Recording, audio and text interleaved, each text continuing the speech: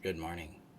It is nice to be here with you on this frozen Tuesday morning. So I'm Marshall Burtcher, and if you're new to me, I help codependents discover happiness, discover a life they want to live after codependency, specifically after narcissistic abuse and trauma bonding. And I help them accomplish that in three phases. Step one, or phase one, is healing the trauma bond. Step two is discovering who they are, who they're becoming. And step three is to create happy relationships in their world. So if that is you, welcome. You're in the right place. Before we get started today and start talking about reclaiming our energy, in this little Reclaiming Yourself series I'm doing, I've got to get this shared out to the community. So the community is your safe haven on the internet. It is where you'll find guidance, you'll find tools, you'll find support, you'll find insight, and you'll find shelter from the storm. Because you're not alone in this, and you're not crazy. And you can find that out for yourself by joining the links above on Facebook, below on YouTube, if you're on Instagram. Go to the profile and click the little linky there, and then you can join the community there. So I'm going to get this shared out here real quick. My friends, let me know in the comments below how you're doing, and your thoughts and questions. If there's things you want me to shoot at and address, whatever, you can let me know in the comments. Now I gotta find the right button. Oh, things are not. There it is. Okay, now it is shared. So, reclaiming your energy. So, in codependency, we really love to be focused externally.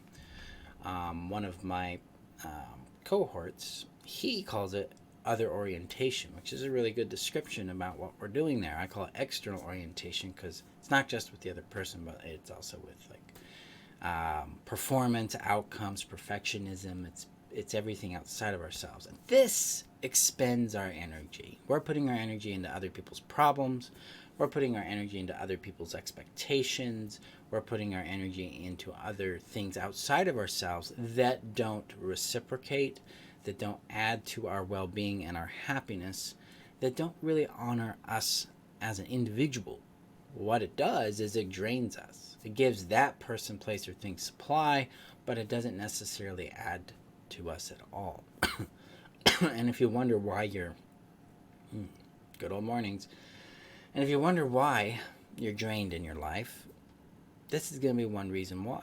Codependency and its programming with this idea of external orientation, that I find myself through other people. I find my purpose through their approval. I find my value through their approval. I find my safety through their approval. We're like batteries connected to somebody else's world, and they just take because that's what you're giving them. Right? It's actually not for the taker to draw the boundary. It is for the giver to realize that I'm giving to something that doesn't reciprocate. I need to make the change. And when it comes to codependency, that's us. We have to make the change. We have to come into terms with what we're doing and how we're showing up in this thing, what we're expecting in return. And that's challenging, because if I'm giving to someone that has it doesn't reciprocate, they don't reciprocate, this is their pattern of behavior, I need to make the change. And that isn't trying to get them to change. The change is, I'm giving to someone who doesn't reciprocate. I need to go and build relationships with someone who does. You can advocate, you can ask, you can say, hey, I would appreciate some reciprocation, depending on what the context is. Hey, I'd like more time with you. I'd love, for you to let me know when you're free, and blah, blah, blah. See if they'll take it. But a lot of times I find in relationships that are already doing the taking and not really reciprocating, getting that to adjust is going to be difficult, because the other person's quite content about where they're at. And they're not actually actively thinking about you in that regard. They are thinking of themselves and going from that point of view. Hey, Trish. Yeah, let's get that energy back. So energy can be in the form of social engagement, social focus. It can be in the form of support. Codependents love to support people. They love to get into the empathy, into the caring for another individual. But this drains us. This is not where we're going to find vitality. It is where we tend to find a sense of connection. It is where we tend to find a sense of value or identity. But that isn't us. That's not who we really are. We need to expand outside of support. We need to play in companionship. We need to play in intimacy. We need to play in the world of play. These 4 areas of companionship, intimacy, support, and play are known as the 4 zones of connection. And in the relationship strategy, we go in depth on how those function. This, guys, is where we find our energy. We got to find out what matters to us, not what matters to us in someone else, what matters to us within us. What brings you energy? What brings you alive? What inspires your creativity, your playfulness, your spontaneousness? What brings affection and love into your world? How does energy work for you? And how does it work in the things that matter to you? Okay, so if we're looking at energy in the form of connection with another human being, how does that person behave in a way, or let's see if I can rephrase this properly. So if I am fulfilled in a connection with another human being, how are they behaving? What are they doing? What are they not doing? Because certain behaviors will be fulfilling to us, certain behaviors won't be. What else is there that might be an intangible, like chemistry or interest or a sense of understanding? That is energizing. Being seen, being valued, being loved as you are, form of being nurtured. See, being energized through connection is about reciprocation. It's about being nurtured and valued for who you are. It's that person takes time to consider you and to contribute to you. Now, the rub here on this one is you got to be willing to receive it. That's it. One of the other rubs with codependency is we are very comfortable about giving everything away. We are not comfortable about receiving.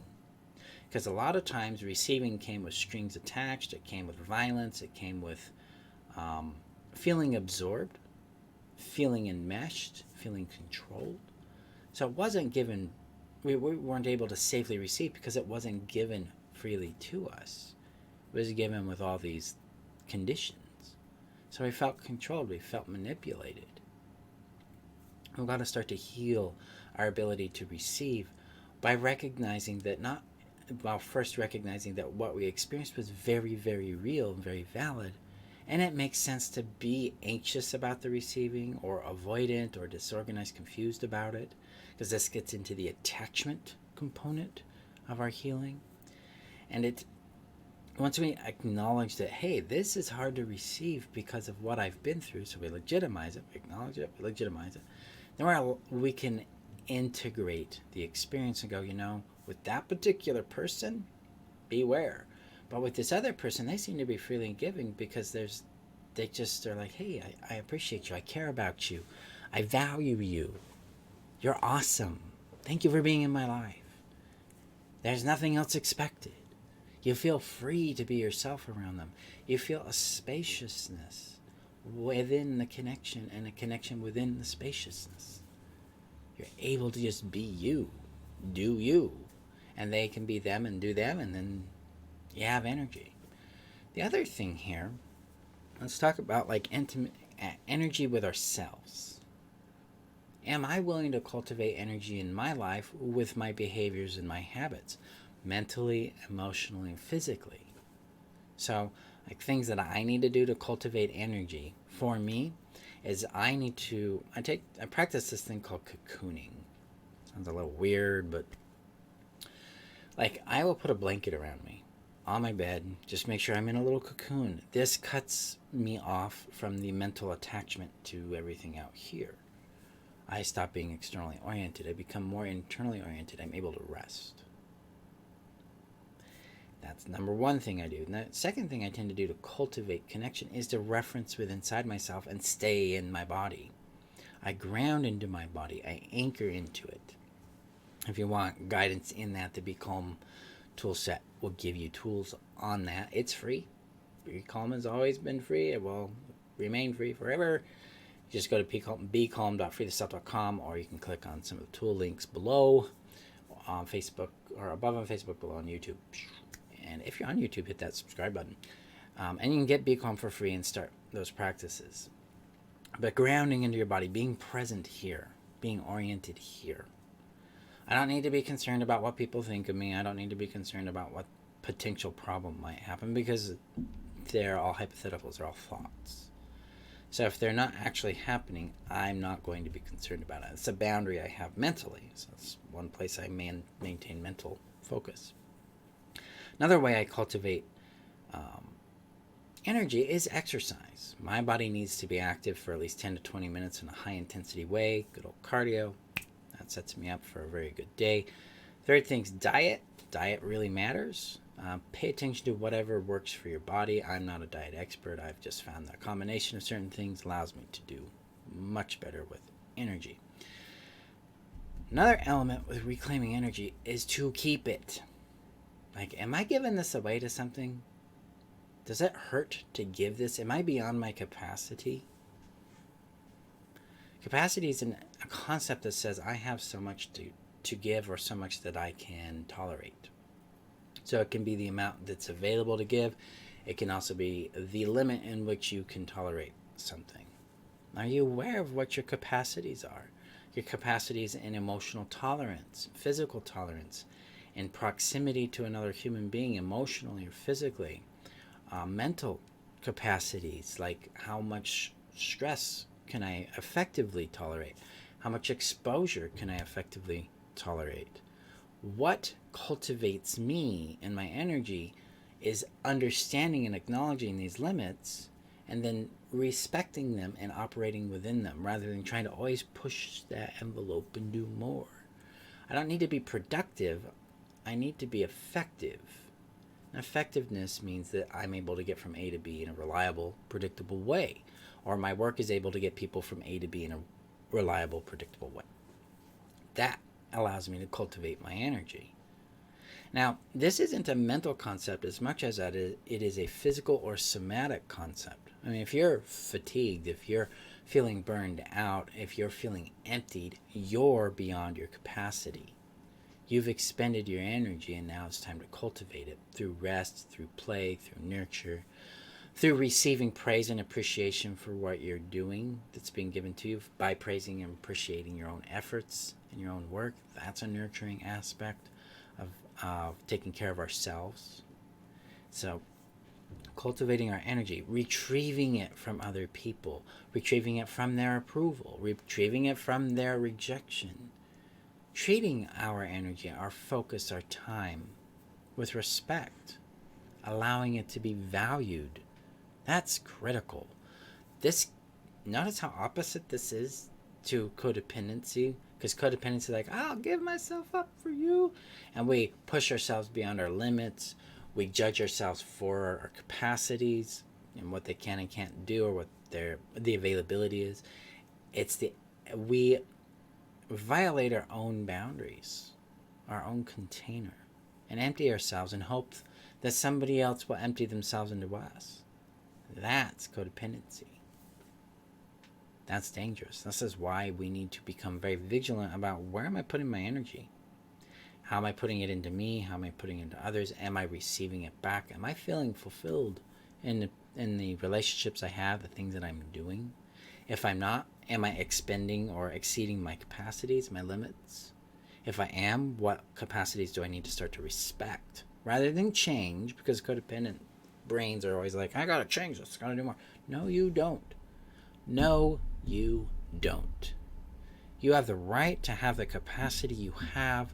You can respect it. You can honor it. Because you're not out there you do not exist to please other people. You do not exist to do something for them. You exist for you. And what you would want to voluntarily and consensually contribute to other people, places, and things. You matter. You're a sovereign human being. And so your capacities deserve respect, they deserve understanding, and they deserve kindness. So that when you are within your capacity, your brilliance, and all that you are here to contribute can come alive in a way that works for you and for others. Because you matter. You matter in the equation. So You can explore giving up the idea that the other person is more important. They're not.